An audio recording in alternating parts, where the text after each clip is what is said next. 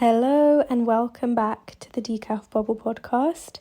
It's been a minute since I did an episode, but I'm feeling really inspired. We've just had the work in progress circle this morning, and it's Saturday. It's a Saturday morning work in progress circle, which is becoming my favourite time for the circles because there's something so expansive about doing a work in progress circle first thing in your weekend and then just being like, oh, I have my whole weekend ahead of me to create. And it always, whenever I do a work in progress circle on a Saturday morning, I always feel a bunch of ideas just exploding after I get off the call. And I just want to infuse some of that energy into an episode because there were so many interesting conversations today that I feel like are really, really relevant to artists and creatives and just people who would find this podcast. So let's see. One of the first things that I want to talk about is we were discussing like the age-old conundrum of like, do I create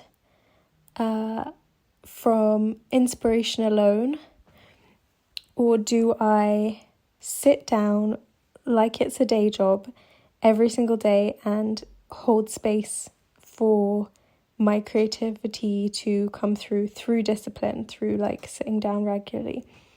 And this is something that I have asked myself for years and years and years, and the short answer is always it's a combination of both.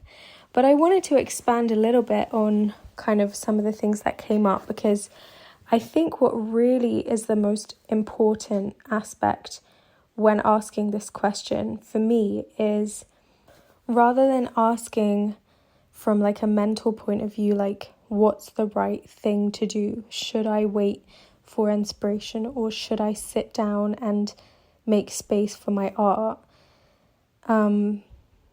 Instead of asking that from like a mental level, I think it's way more effective to approach it from the point of view of thinking about the conditions and the environments that your creativity thrives in. And I split that into two categories. There's the internal conditions, the internal environment, and the external environment. So if you think of yourself, this is kind of the core of my philosophy. If you think of your authentic creative expression as a plant, as a tree, as a flower, as a fruit, that is going to grow organically. So yes, it will happen naturally. But does a plant thrive in all conditions? No. Like, you might not be able to grow a mango in your garden in South London, unfortunately. But in Sri Lanka, you might be able to grow a mango with ease, right? So that's about the environment. That's about the conditions of the space that you're growing in. So the external environment is incredibly important. And I'm not just talking about location, obviously, you know, maybe you are living in the wrong place. Well, I wouldn't say there's such thing as a wrong place, especially with the fact that we have the internet, and the internet is this like magical space, this third space that connects you to so much more than just your physical environment. But so I'm not just saying like, okay, well, if you live in the countryside, you need to move to a city, or if you live in the city, you need to move to another country. But what I'm saying is, what are the environments that you are existing in on a daily basis? And are those environments supportive to your creative expression? And that might be subtle things like, are you spending too much time with people who are not creatives and don't understand it, and you like when you're around them you feel like you can't be your full self, because if you say something from your creative expression, they're not really going to understand it, so you start masking that part of yourself and you start, I don't know, giving them the side of you that is appropriate for that setting but isn't appropriate for your creativity to thrive. And that could be like, maybe that's your workplace, you know? And even just knowing these things is helpful because, you know, you might be in a situation where you can't actually leave your job and you do spend a huge amount of time at your job and you feel like that's not an environment where your creativity thrives. Well, if that's the case, first of all, you can start thinking, is this something I can change long term? And second, you might just decide, okay, I like the job, it's helpful, it gives me stability, but I need to start finding environments where I can exist as a creative. So it's not just me living 99% of my waking life in environments where I'm not feeling creative. And so then it's about finding communities, it's about finding relationships where your creative self can be expressed and seen. And to be quite honest, that is going to have to start with you and your own environment, your own bubble.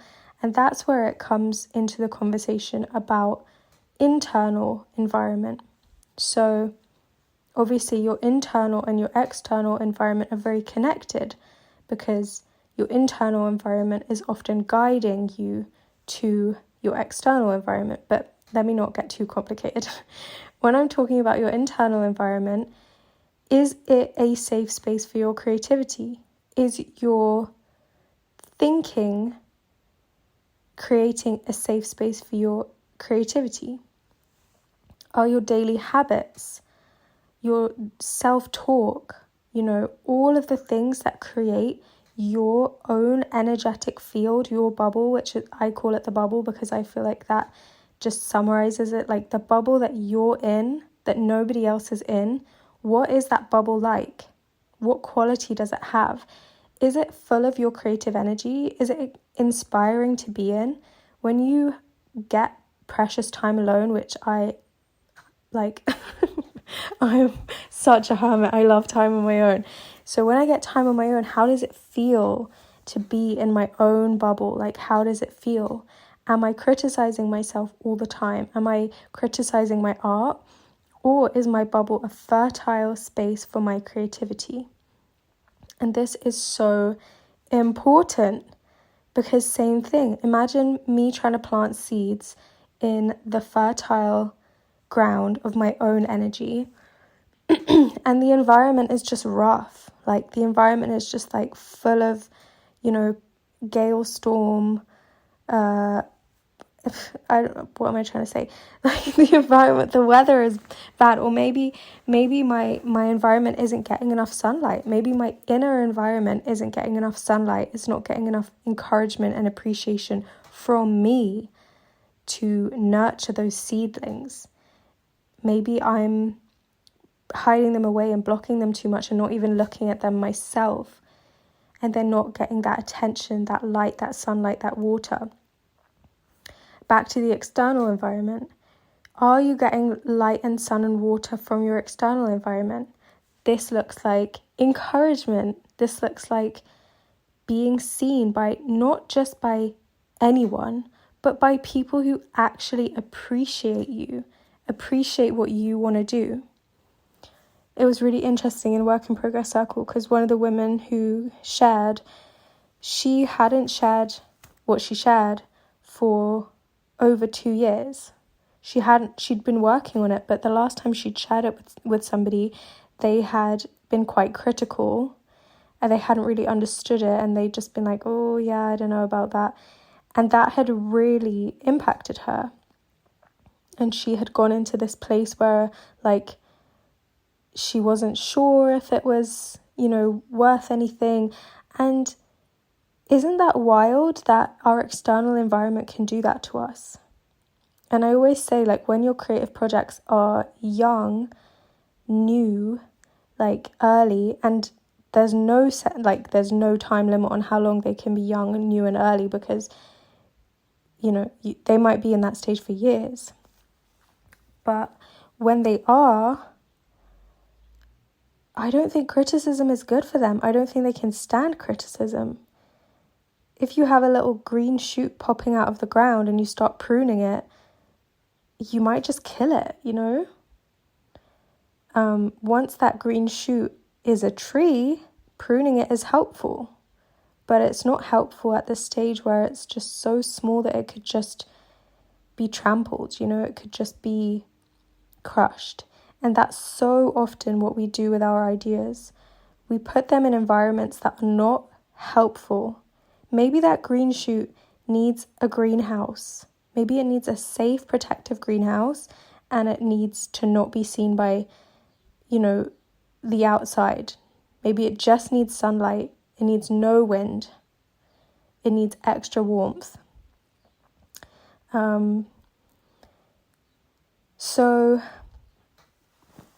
I'm so passionate about that. That's why I started Work in Progress Circle. That's why I created the bubble, because artists, we need that greenhouse. We need those warm spaces where our creativity can be nurtured, and in those early precious stages. But it's not just down to the external environments, because if you don't have a positive internal environment, no amount of encouragement from the outside world is going to replace that. But it can really help. It can help so much. And I experience it every time. I feel like I have the best seat in the house because I get to do Work in Progress Circle like several times a month. Sometimes I share what I'm working on. Sometimes I will just facilitate. But no matter what happens, I always feel so inspired by the end. There's like this palpable creative electricity that just starts flowing around the space on Zoom, where we're just like, oh, I can feel the value of all of this. I can feel the importance of all of this creative work, and my creative work is part of that, and I need to carry on. Like I have to carry on. That's the only thing that has to be done. I have to keep dedicating myself to this. So coming back to this original question of the day, like, do I need to sit down and be disciplined with my work and just make myself create every day?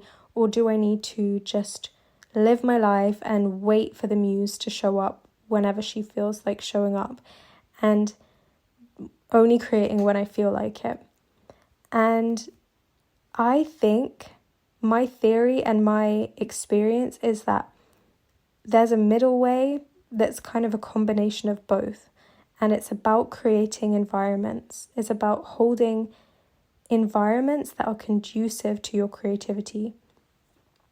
So it's really empowering, because it's not just about, living life randomly and just hoping that creativity will show up. But it's also not about being incredibly militant and kind of like treating it like a really intense, pressurizing thing that you have to do every day and probably won't do, because that's not a feminine way to be anyway. And so I don't think that works for a lot of us. It's this middle way of being very devoted to creating environments where your creativity is going to thrive. So that means creating internal environments. Are you a safe space for ideas? Like, are you the kind of person that's very critical of your own ideas, or do you write your ideas down? That's like a perfect example of how you can create a more safe, inviting space for your creativity. Is just become a safe space, become an open house for ideas. Welcome them all. Don't judge them. That's about creating your internal environment. And then find those external environments where you can be creative. That might look like, okay, I'm going to create like an hour out of my day every day, and I'm going to be disciplined and I'm going to sit down. That is part of creating external environments. And then also being with other people, being with other creatives, sharing your work, being seen, So I don't feel like the internet is a good space to like go and spend an hour like scrolling on Instagram and then you're going to create a bunch of stuff. That just doesn't work for me. But spending an hour with other artists, talking about our process, talking about what we're working on, that gets me very inspired. After an hour of that, I feel like, oh, okay, like I feel seen and I feel like I've seen into others' processes and now I'm inspired. And that's the beauty of Work in Progress Circle. So if you want to try out Work in Progress Circle, I lead one free Work in Progress Circle every month. I will link the details for that in the description. And then if you want more than that, if you want multiple Work in Progress Circles a month, plus classes, workshops, meditations, exercises, resources, you can learn more about the Bubble, which is my membership. So the Bubble is literally designed to help you get your internal environment to be a safe space for your creativity, working on your self-talk, your inner work, your self-love, like all of that internal stuff that's so important for creatives. And then there's so much opportunity to connect and be in those external environments where you're going to get the sunlight and the rain and the nurturing of community and other people, and people really seeing your creativity and valuing it. And there really are no words to describe how transformative and magical that process is. But I just invite you to come and try it out. And you can get 50% off your first month. So it really is a steal. Like, it's just £16.50 for a whole month. And there's multiple live events. There's loads of resources, loads of class replays that you can see. And you can cancel anytime. So come and try it out. Or if you just want to dip your toe in and just see what the vibes are like, sign up for the next free Work in Progress Circle, which is the 20th of July at 4 p.m. And yeah, even if you don't have anything that you're currently working on, just sign up, just come along, talk about something you worked on before, tell us something you're interested in at the moment, do a little show and tell with an object you like. Like, there's really no wrong way to do a Work in Progress Circle. You can even just come and just soak in the vibes and just be there to support other people and to just give feedback, because I really find like even doing that, it gets things moving. It gets the inspiration going, it gets momentum going. It's just such a magical space. I love it so much. I can't stop singing the praises of Work in Progress Circle. So yeah, I would love to see you there. I'm going to put all of the links for everything in the description, and I will see you in the next episode. Bye.